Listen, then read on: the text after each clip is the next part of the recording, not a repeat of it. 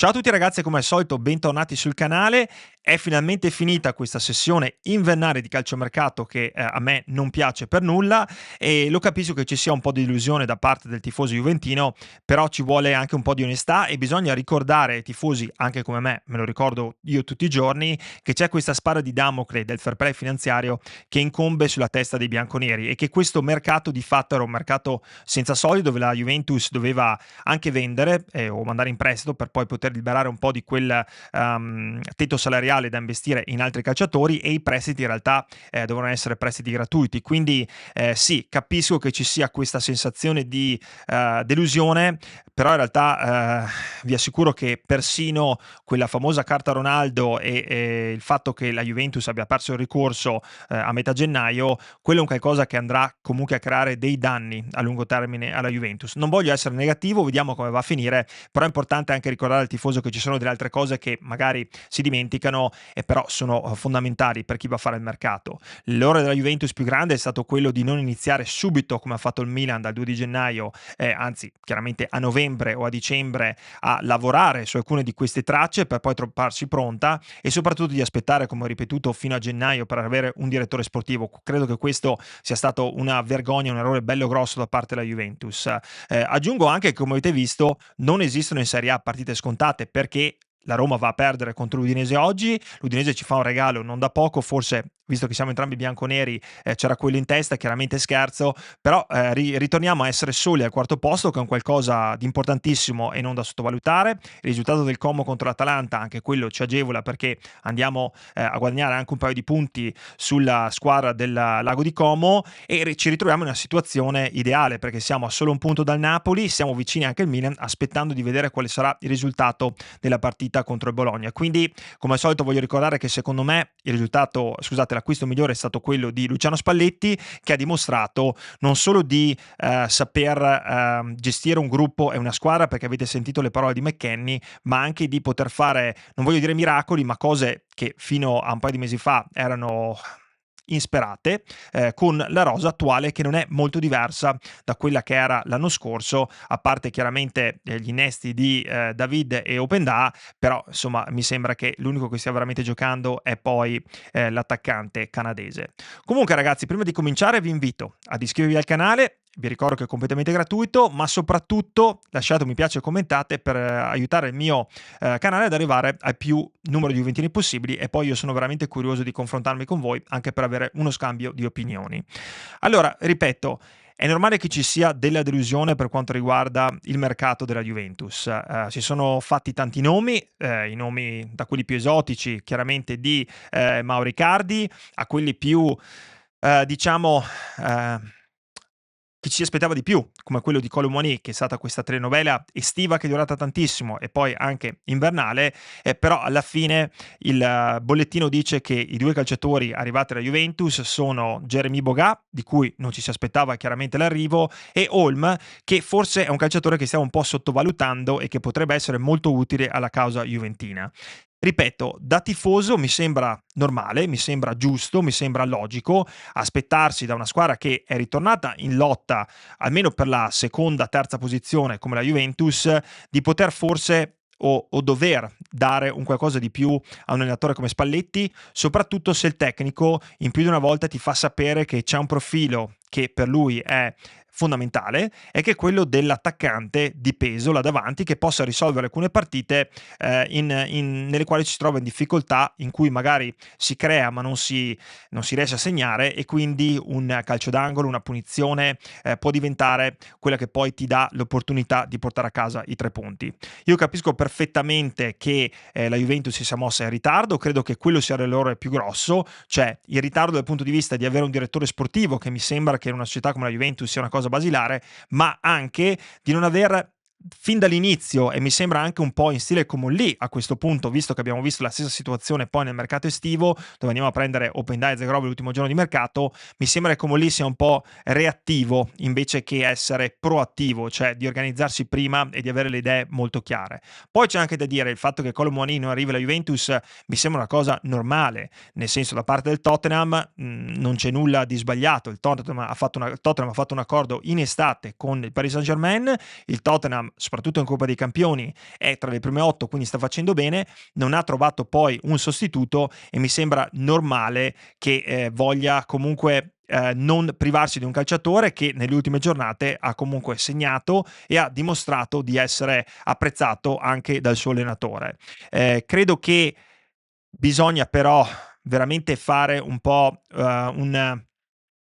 avere una panoramica leggermente più vasta quando si parla di mercato e quando si parla di investimenti, perché le uniche cose che io continuo a sentire online, eccetera, anche su altri canali, è il fatto che la nostra proprietà non voglia investire i soldi, che comunque non ci sia, la Juventus non abbia soldi, e penso che ci si dimentichi proprio qual è il problema fondamentale. Il problema fondamentale che abbiamo oggi si chiama fair play finanziario. La Juventus è sotto esame, la Juventus non solo deve rientrare come obiettivo, insomma avere un rientro per quanto riguarda il bilancio all'anno prossimo, ma la Juventus deve fare a che fare con dei paletti. Uno di quelli sarà proprio di non avere arretrati con alcuni calciatori. Vedi la situazione Ronaldo, dove comunque è un qualcosa che si trascina da un paio d'anni ed è un qualcosa che crea dei problemi. Vedi il discorso dei tetti salariali, perché il problema sarà questa percentuale che ci deve essere tra le entrate e quello che è la percentuale degli stipendi pagati, e se, come sembra, alcuni dei nostri prestiti non dovessero andare a buon fino. Vedete insomma la situazione di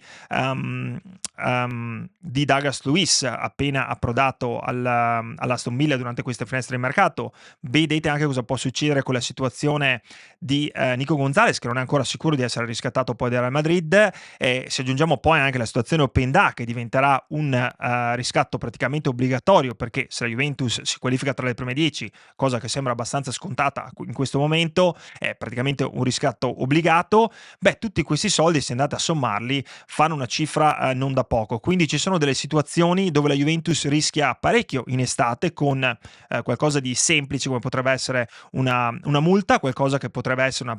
una penalizzazione dal punto di vista dell'eliminazione dalle coppe. Quindi non lo sappiamo. Quindi veramente in questo mercato non si poteva andare a investire quello che poi magari si era aspettato, quello che si aspettava il tifoso, ma soprattutto la proprietà, cioè in questo caso Damien Comolli, che parla per la proprietà, era stato mesi addietro molto onesto sul fatto che questa finestra di mercato sarebbe stata una finestra di mercato di opportunità. Le opportunità ci sono state, la Juventus probabilmente ha pasticciato in alcune situazioni perché forse doveva fare meglio e fare prima, però ripeto, noi avevamo la necessità di coprire un paio di zone del campo. Una era quella del terzino destro e come avete visto è arrivato Holm. Uno era in realtà un vice Yildiz, che Yildiz, ahimè, si è leggermente infortunato durante l'ultima di campionato contro il Parma e sembra che comunque debba restare fuori un paio di giornate, e non so se Boga sarà in grado di entrare fin da subito, perché sapete che, come è stato spiegato insomma da molte fonti, la sua assenza dal punto di vista della rosa in Francia era semplicemente dovuta a quello che è successo fuori dal campo, non in campo, quindi non è un infortunio dal punto di vista del calciatore, è semplicemente una situazione che era diventata impossibile visto che Boga è stato aggredito da alcuni tifosi in Francia, quindi era fuori per quel motivo. E ripeto, bisognerà vedere anche se è un calciatore pronto all'uso, perché potrebbe già essere il caso di utilizzarlo nella partita contro l'Atalanta in Coppa dei Campioni, in Coppa Italia giovedì, anche se credo che magari Spalletti farà delle scelte un po' diverse. Io sono invece stato stupito da altre cose, che sono più che altro magari l'uscita di Rugani, della quale mi capacito un po' meno, perché la Juventus lo rinnova, lo manda in prestito, poi gli allunga il contratto di nuovo, lo utilizza molto poco, e poi lo passa alla Fiorentina. Cioè mi sembra che ci sia un po' di confusione per quanto riguarda alcuni di questi calciatori che magari non fanno parte degli 11 iniziali. Allo stesso tempo capisco le parole di Spalletti su Azic, e ve l'ho già detto nei video passati, però credo che Azic fosse il perfetto candidato per poter andare fuori in prestito, anche perché non so voi, ma quando Azic entra in campo, nonostante quel gol importante contro l'Inter, che non dimentichiamo ci ha fatto vincere la partita, però Azic mi sembra un calciatore che va a 2-3 velocità in meno rispetto a quello che è la Serie A, quindi forse un prestito anche in Serie B a mio parere gli avrebbe fatto molto ma molto bene. Ci troviamo in una situazione dove abbiamo riagganciato il quarto posto, e credo che bisogna veramente affidarsi a quello che è Spalletti, che ha dimostrato soprattutto di gestire il gruppo. E vi ripeto le parole di McKennie, se non le avete sentite vi invito ad andare a sentire, perché ha detto questo è il miglior allenatore che abbia mai avuto. E per quello io ho tanta positività per quanto riguarda la Juventus e questo finale di stagione. E questo mercato non mi ha deluso. È un mercato secondo me che prende la sufficienza, perché siamo andati a riempire 2 caselline che ci mancavano, delle quali avevamo parlato. Si era capito che dal punto di vista del centrocampista in questo momento non c'era la possibilità economica da parte della Juventus di fare un ingaggio che potesse aumentare la qualità lì mediana, e dal punto di vista dell'attaccante lì invece sì, credo che la Juventus forse un prestito avrebbe potuto farlo, ma si è mossa semplicemente male e un po' in ritardo. Ripeto, mercato da 6, credo che invece di andare a prendere dei calciatori che poi non sono funzionali a lungo termine a quello che è l'obiettivo della Juventus, sarebbe meglio sedersi in estate con Spalletti, che spero e sono abbastanza convinto, spero, ripeto, che rinnoverà, e veramente programmare una Juventus per i prossimi 2-3 anni, anche in base a quelle che potrebbero, ripeto, essere queste sanzioni, se ci saranno, da parte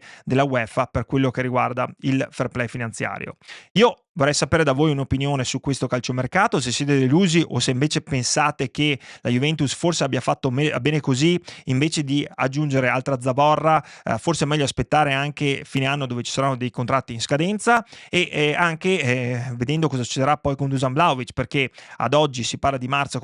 di fine febbraio-marzo come rientro. Io credo che per vedere un Vlahovic in forma forse bisognerà aspettare anche aprile, e il serbo comunque non avrà tantissimo tempo, insomma, per farsi notare in questo finale, in quello che sarà per lui il finale di stagione, e forse anche il finale con